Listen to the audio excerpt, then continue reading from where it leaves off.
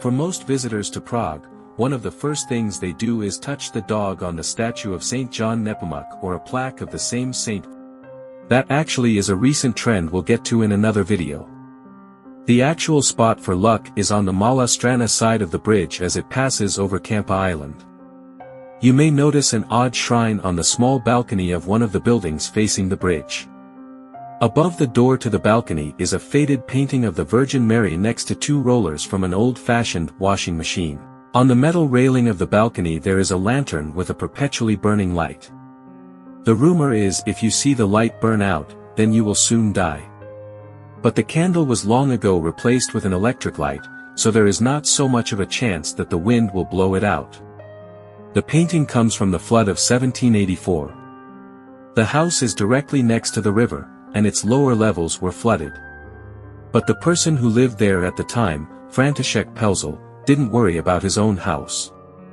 He had a small boat and set about helping others. The water had so much force and the debris created so much pressure that part of the bridge even collapsed. Bits of wood and furniture floating in the river showed that whole houses had been washed away. One piece of wall still had a painting of the Virgin Mary and Infant Jesus attached to it. Once he saved the painting, the flood subsided.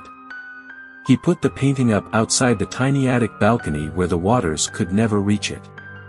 Since then his luck got better, and people came to ask the miraculous painting for favors. But the story doesn't end there. The two rollers still haven't been explained. A young woman named Maria was working in the house doing laundry. She was wringing out the clothes in an old-fashioned washing machine known as a mangler. She got her hand caught in it. Usually, people who got caught in a mangler lost their hand. She remembered the painting on the attic balcony and asked the icon to protect her hand. Just then the machine snapped open and Maria pulled her hand out. The rollers from the mangler were placed next to the painting after that. In modern times, a shoemaker named Joseph Rausek lived at the house and maintained the shrine until 1942. A niece then took over for more than half a century. She turned over the tradition to a pair of neighbors who still take responsibility for it in the 21st century. Thank you. Please like and comment.